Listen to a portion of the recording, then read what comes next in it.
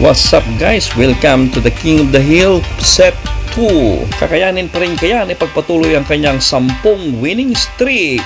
Hanggang saan kaya tatagal ang Ford Focus sa Set 2? Ito naman ang mga kalahok para sa Set 2. Ang RS200, Shelby, Skyline, Vantage at ang Dodge Charger at ang Draftnator ng Fantasy, Torque Twister, Mustang, Camaro at ang Pontiac Aztek. Unang sabak ang Draftnator, ayun, nanguna na ang Ford Focus at iniwanan pa rin ang Draftnator, hindi na kinaya ng Draftnator, talo. 11th winning streak ang Ford Focus at ngayon naman ang Dodge Charger ang susunod na kalaban. Nakahanda na ang dalawa at ang unang bumulusok ang Ford Focus pero inunahan pa rin siya ng Dodge Charger sa kurbada at nanguna na ang Charger. Twice to beat dapat ang Focus at yun nga, nanguna na ang Charger sa kanilang pagbulusok at hindi na nakahabol ang Focus.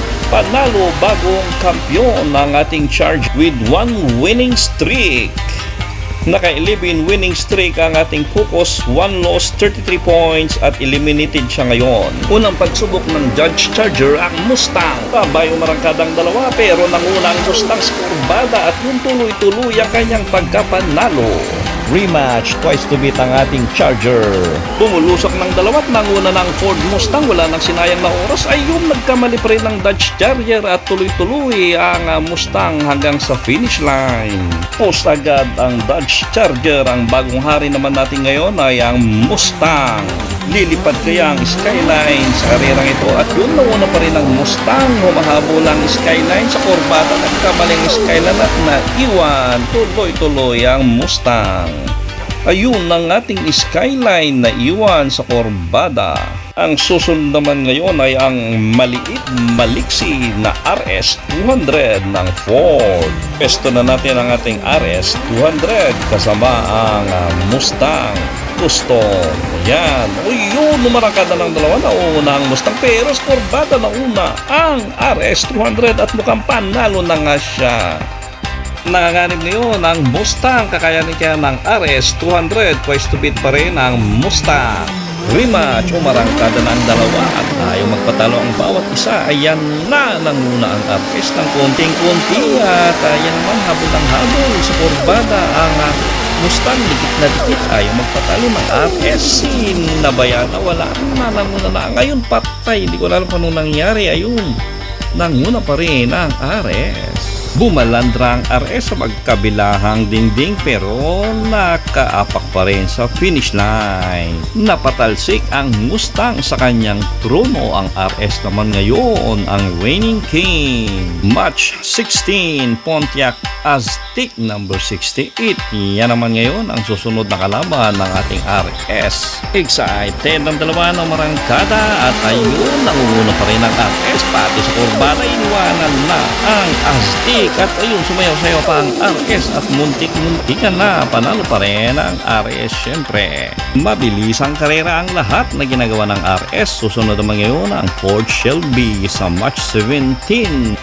Gusto nang kumawala ang dalawa, baka balik daw sila sa sulayan na. Bumaba na nga at binunggo ang RS ng Shelby. Ayun, nagkamali ang Shelby na iwanan ngayon sa kurbada at tuloy-tuloy ang RS.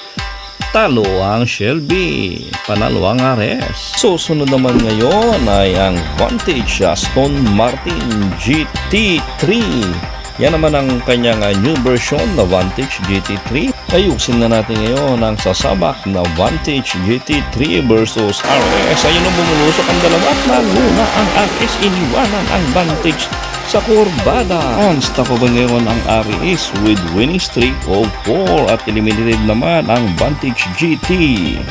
Review natin sa slow-mo at yun nga, nagkamali ang Vantage, bumangga sa mga railings kaya naiwan. Ang susunod naman ngayon ay si Fire Chief ng Camaro SS Chevrolet match 19 naman ngayon. Yan na, pwesto natin si Camaro.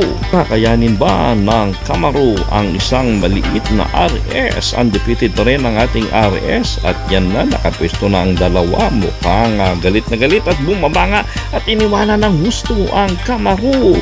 Wala nang nagawa ang Camaro, na iwan na sa kurbada at malayo ng agwat nilang dalawa.